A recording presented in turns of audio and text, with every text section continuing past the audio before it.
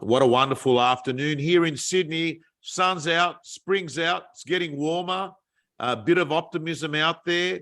Of course, everyone's pumped about this week, Stuart, because they're getting a bonus day they weren't expecting. Those that are watching this in Victoria, they're over the moon because they know they've got Thursday, Friday, and real estate agents probably won't be doing any work on Saturday, being Sydney Swans Geelong Day.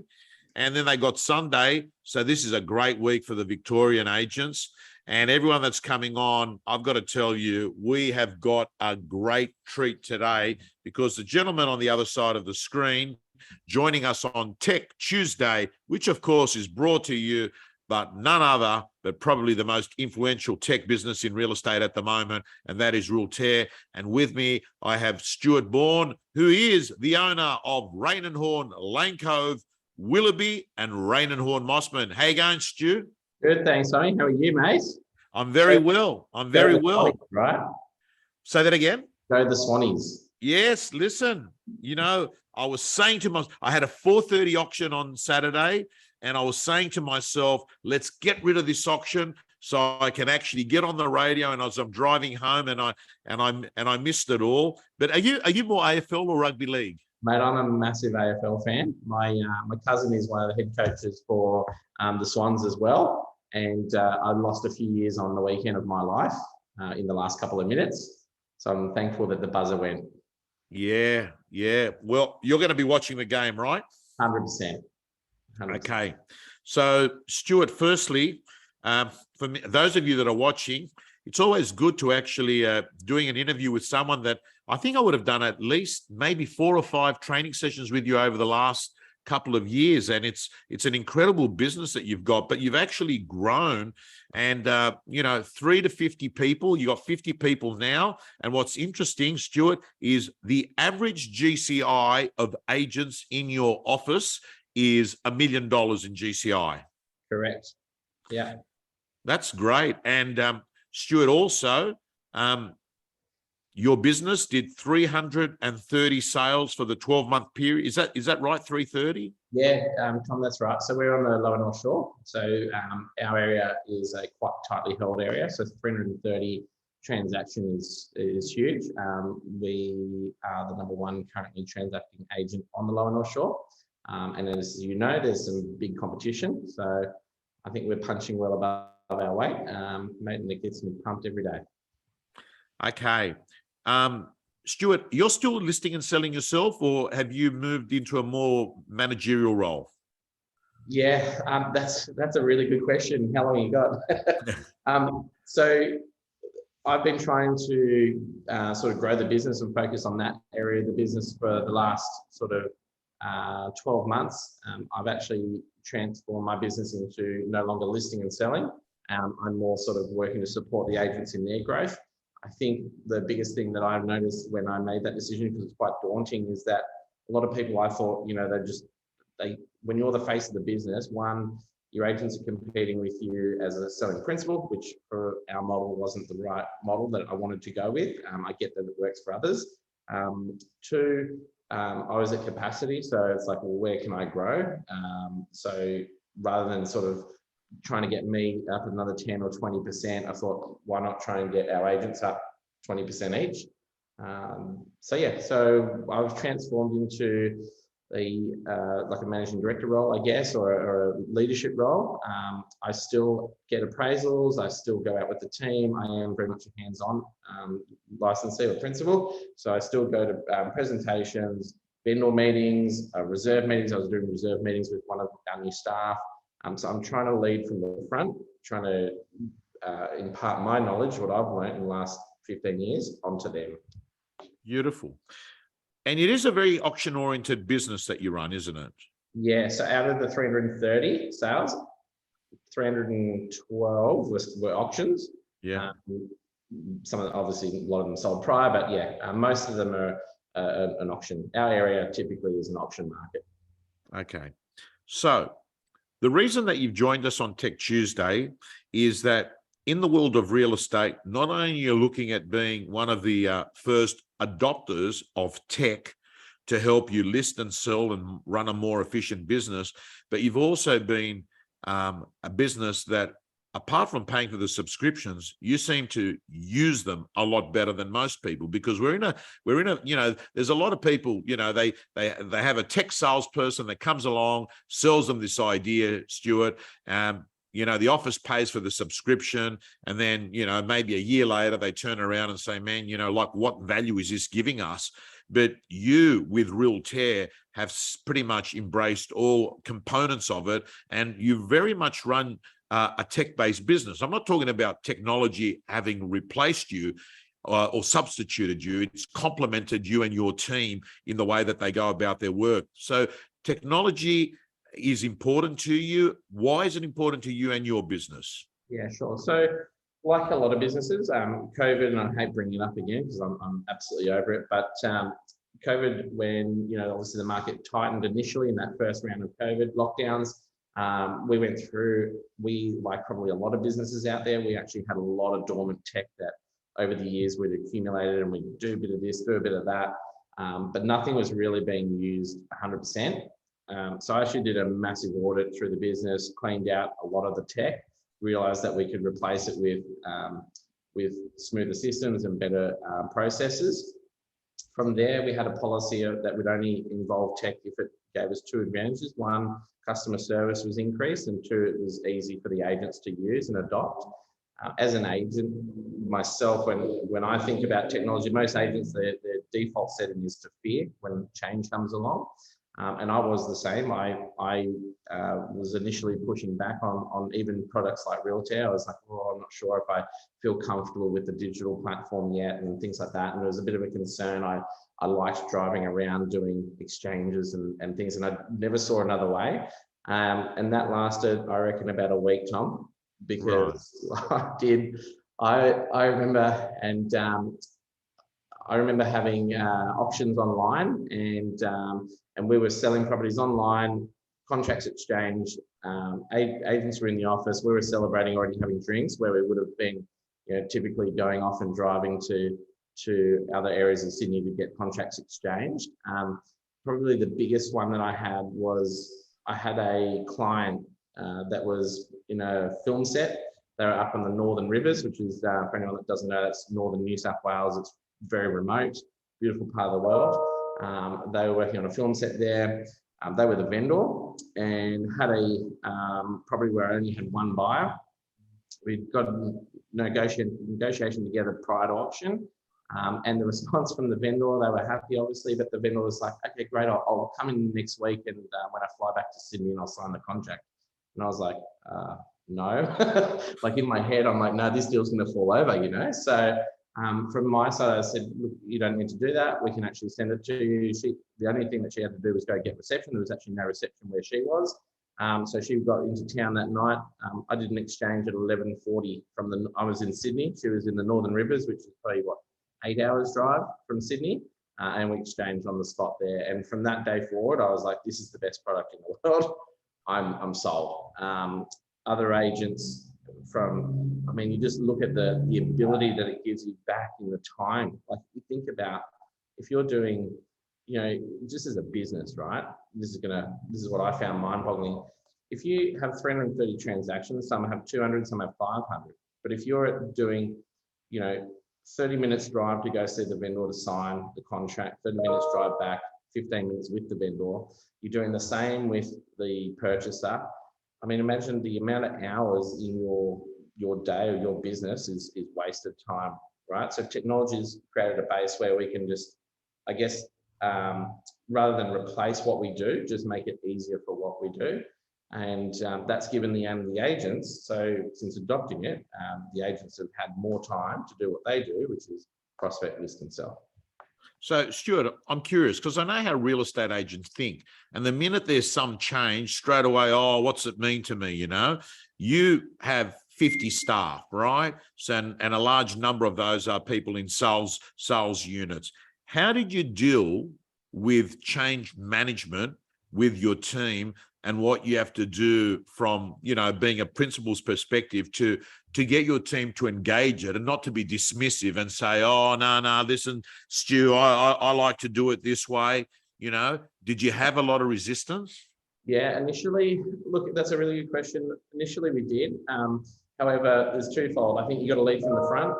So when I was obviously selling still, all of my contracts were just made it a policy within the office. So I didn't really have a choice. However, obviously, that's not the solution that you're looking for, just to put them in a corner where they can't, have another choice. But the other thing that we did is we gave so much value points. So we went through all of the technologies available. We looked at everything that was on the market and we said, okay, well, this one can do this one can do this one can do this. But for us, Realtair could do all of that, right? And in terms of, I guess, agents had pushback until all you need is one. You need one agent. So we were quite lucky. We had one or two agents that sort of took a lead, and in our business, they were top performing agents. Took a lead, and from there, everyone else followed. So I think strategically, we looked at it and go, okay, if we can get the big agents on board, everyone else will follow. And what happened was, it's like social proof, right? So as soon as one agent does it, and they go, that's the best thing in the world, and the next person, oh, it does it. And then they're all helping each other out. And, how do I do this? The biggest issue that we had, or challenge we had, was that some of our agents are not as adaptive to technology as others.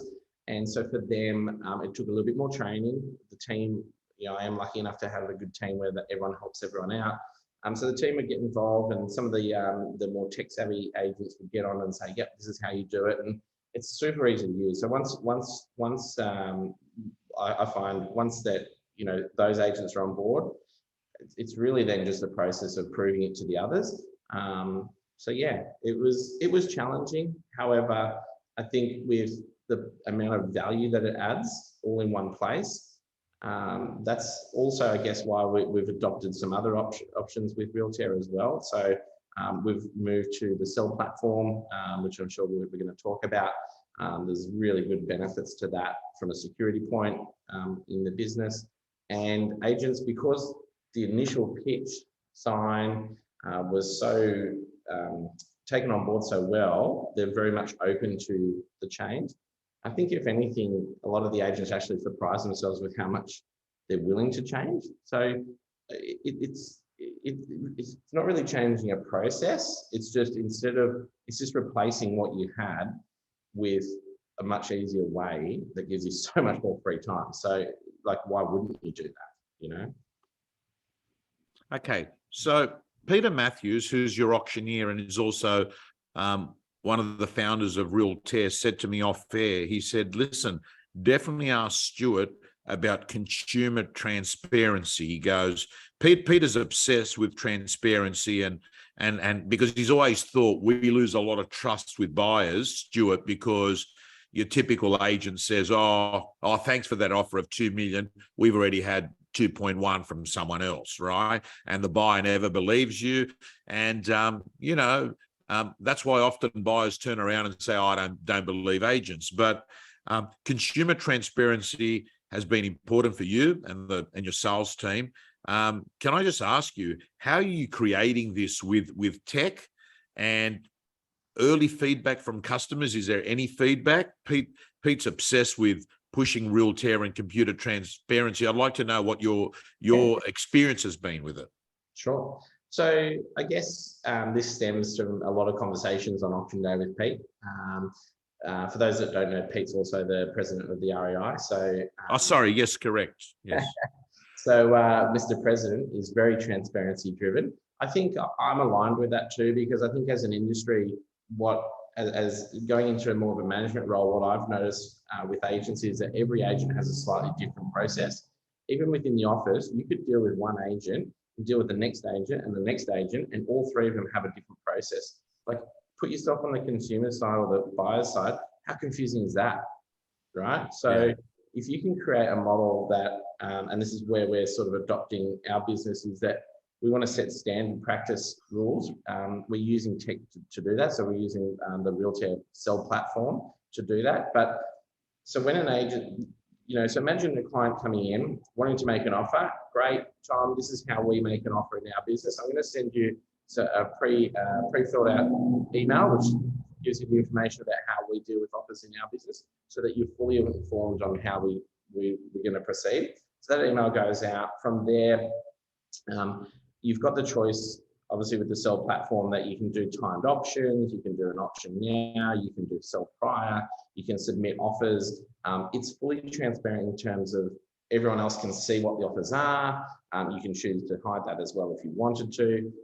But it's more that, I guess, as an industry, we've unfortunately, and I do feel that we've sort of got a name that's not fairly put on us right now. I think our industry's moved leaps and bounds ahead of where we were maybe 15 years ago, 20 years ago. But that persona, it's almost like an Australian, ritual, isn't it? To sort of say, oh, the agents do this and the agents do that. Well, hang on, guys, we are a profession here, and this is how we do it professionally, and this is what we expect. A lot of the time as well, I had agents that had dealt with other agencies, and if they were, I'm going to use a industry jargon word here, burnt, right? If they were burnt from another agent, what they'd come to you, they'd come with you, their walls up, right? They'd come with their walls up, and then their strategy is very different, how they approach you. So it takes away the rawness of the deal and the fun of the deal. Rather than that, they're more concerned, I don't want to tell the agent too much, because that agent might actually use what I've told them to go and shop my offer around to everyone else. I'm not saying that doesn't happen, it's just how you go about doing that. And if you're transparent up front and say, we are going to work for our owners, and we are going to, try and get the best outcome for our owners. So I guess in terms of what I found is a lot of the time in the areas that we're dealing with, it's very high emotion, high net worth individuals where they're quite dominant in their own industry. And so for them, they want to be in control. And it's almost like they find an agent that could be a little bit weaker in the negotiation. It's going to help, like the technology side is going to help those agents. If they're a strong negotiator, this just simplifies the process, but it takes away, we've all had those clients that come and say, look, I understand that's how you do it, but this is what I'm going to do. You're like, no. This is how we do it. And it's because of what's happened to you in the past that we've now got these processes in place. And that's how we deal with business. On the flip side, talking to owners about that at a listing presentation, no one else is talking about that in our area. Right. So that's a point of difference. So when we sit down, because, you sit down with an owner and they say, oh, the price guide's this, it sells for this, and they understand after you talk to them about price guides and things. But when you explain to them how you deal with a buyer transparently, they're like, everyone wants that. And I think, it definitely offers a point of difference on our agency compared to others. So we're big in pushing that we are a technology-based business. We are careful that we don't push too much in the fact that we're replacing ourselves with technology, because the technology is only there to assist us to get better outcomes for our owners or spend more time negotiating. It's not to replace, we're not hiding behind emails, not hiding behind text. We're a bit old school in terms of negotiating, but we use tech to bring us up with, to bring our business at the forefront. High tech, high touch. Yeah, that's good. I like that. You like that? I love it. You're high on the tech, but it's not replacing you. You're still high on touch, the conversations. And I know your team. I know your team well. They are people that use the phone. They're not sitting there pressing an email button saying, I've sent 20,000 emails out. I've done my prospecting for today. Yeah. I know that, mate. I'm just curious, cybersecurity has been a big issue. Like the REI is constantly doing things at the moment about that. In fact, I was in an event yesterday with the REI. There have been plenty of examples in real estate where agents have sent money to the wrong account, right? Can I ask you, what process have you got in place to help us understand the challenge in changing this process? I mean, have you got things now that can help reduce the probability of cyber crime happening? Yeah, absolutely. I think if you're an owner of a business and you don't have it right now, and you're stuck on the old systems where you get them to email you the best man account number, you're a sitting duck waiting to have a massive lawsuit against you. I think it's only a matter of time. I mean, we're all now getting these text messages through, the last couple of years, they seem to have increased where, they're posing as people, sending deliveries and things like that. The biggest issue that we have as an industry is that it's not our emails could not be hacked, but it's that the client's emails could get hacked. And then, obviously then you've got a situation where the client's not insured against that. They might not know they've been hacked, but again, we're insured, but then, the insurance companies will look at our processes and things like that. So we've adopted a sort of a situation where, and why I'm hesitant is we're actually adopting a new process again to even make it more fail-safe. To give you some background, my wife is in finance. I believe that because of the proceeds that we're dealing with and the amounts that we're dealing with, I think it's only a matter of time that the industry doesn't have some sort of qualification for dealing with. If you go to finance industry, they're tracked by ASIC and things like that. It's only a matter of time before we need to get certified for these transactions. So what we had previously, and then I'm going to give you the best scenario what we're going towards. Previously, we had the vendor. So let's say, so the deposit we were using Deft Option Pay. So that's a digital platform through Macquarie Bank. Then we would have for the disbursements, which is our biggest risk, is money going out of the account. We would have the vendor provide their bank details in a handwritten scanned email to us with their signature and a copy of their license. Our accounts team would then ring them and say, can you please confirm? Now, we then identified that, well, hang on, our accounts team actually don't know who they're calling. What if their phone's hacked, right?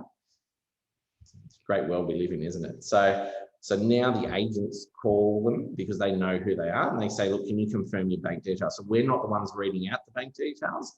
The owners are reading the bank details out, right, to us.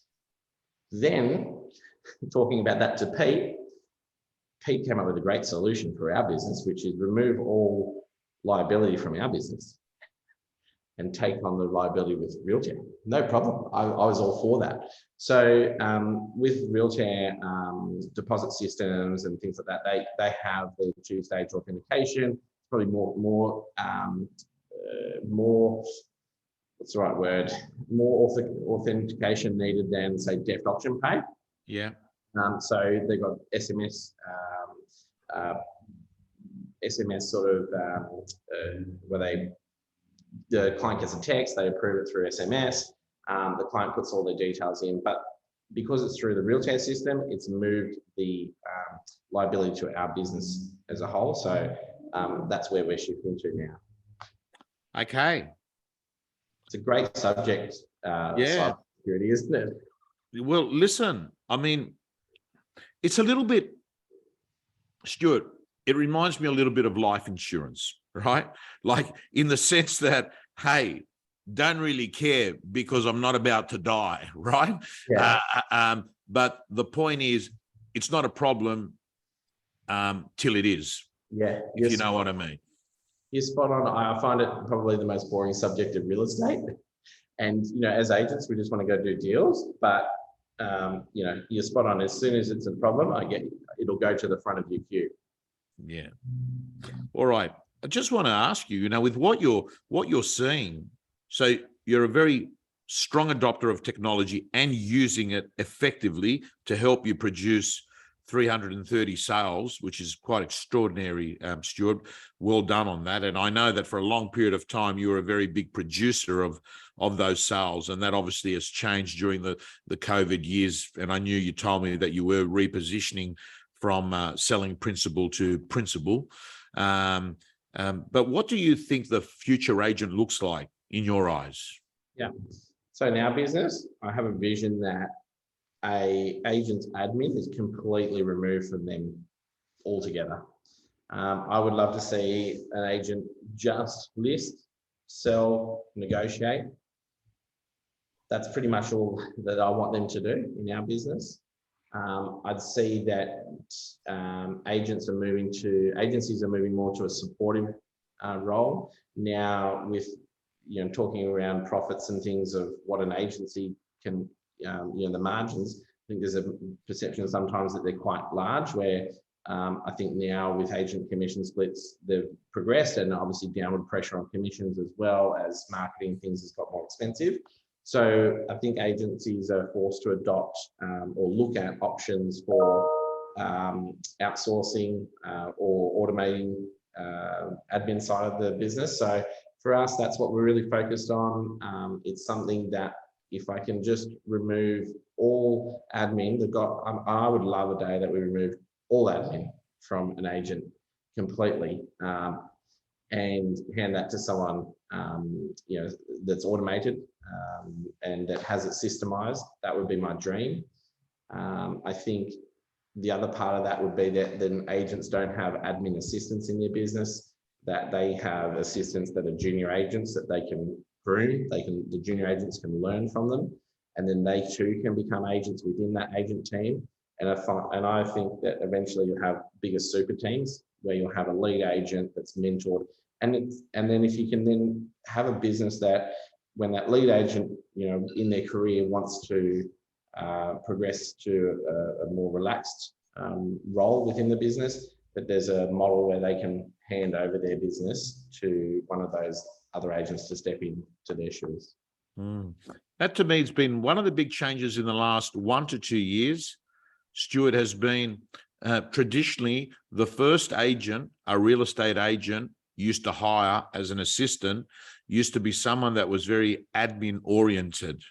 But I've just noticed with technology, and particularly with Realtair, this has meant that between the office support and the technology that's in the business, that often a real estate agent can actually now have their first assistant being a sales producer, whether they're doing buyer management, whether they're just actually giving more time and space for the agent to do a lot more prospecting and vendor management.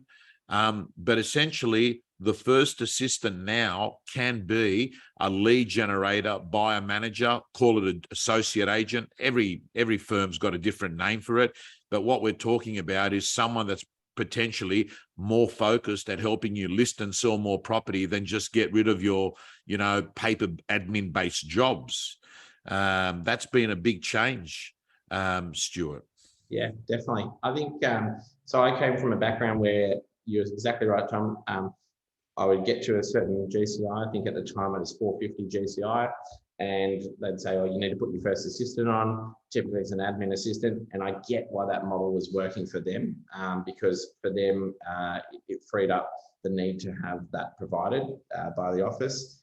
And then, when we got to like 800, we put on another person that would then be like a buyer manager. I just look at that and go, okay, we've got one person in our business that looks after 13 agents and does all the sales support. And with the systems we've got in place, it's a pretty seamless, smooth job. Not saying that there's areas that we can't improve. We're always trying to improve, but I would rather the agents just grow. Like the more we can make our agents earn, the more we're going to earn. So let's just help them earn money. Yeah. Last one is, have you had any evidence at all that as you've, developed into being this tech-oriented business or tech-powered real estate company that's still high on touch and high on conversations and still high on service, but allowing technology to give you the scale to do more of it in a more efficient way? Have you had agents sort of attracted to joining the business, or you haven't seen that yet?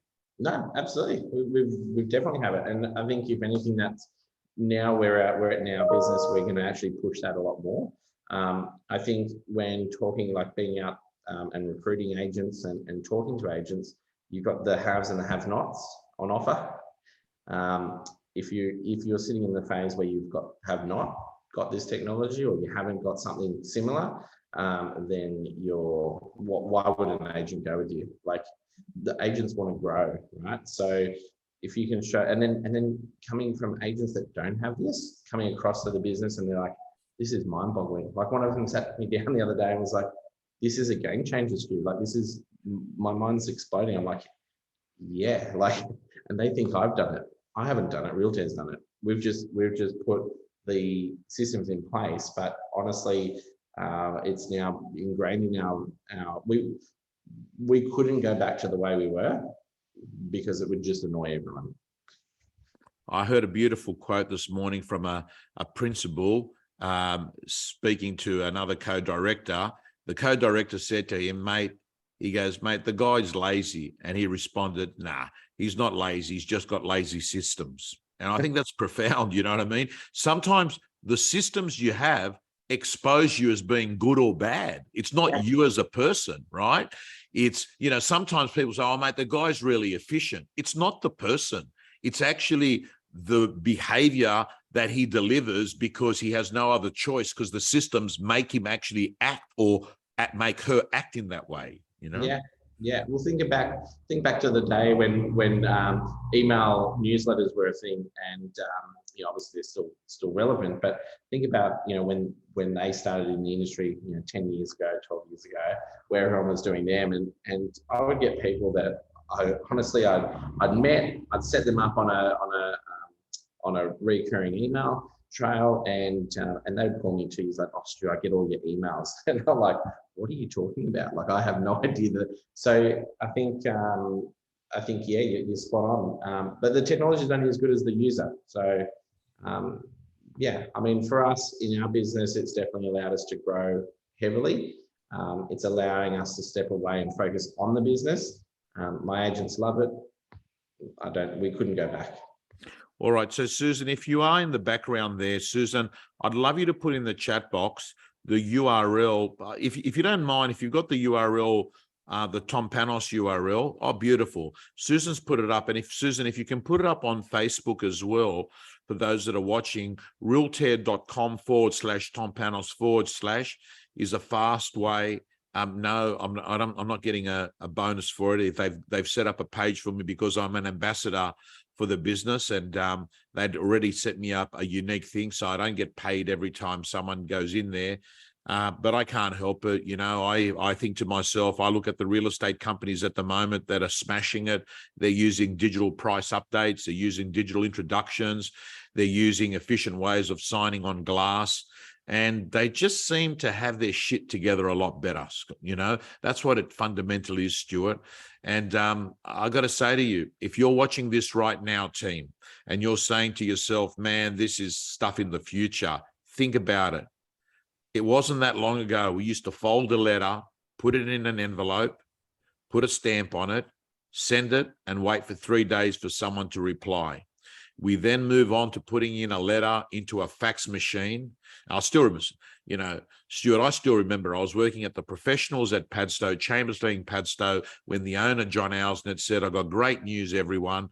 This thing here now means we don't have to go to the post office. We put it into this machine and it's going to come out on someone else's machine instantly. That was the fax machine. That to me was like, wow, this is unbelievable. And then we fast forward a few decades and you can see what we're up to. So if you don't like change, team, I'm going to tell you, you're going to hate extinction. It's on the way. So Stuart Bourne, the principal from Raine Horne at Lane Cove, Raine Horne Willoughby, and Raine Horne Mossman, one of the award-winning businesses, number 2 internationally for the whole Raine Horne group. So congratulations, success leaves clues. And I just want to thank you so much for joining us on Tech Tuesday, Stuart. Thanks, Tom. Enjoy it. Thank you. Signing off, everyone. Have a great week.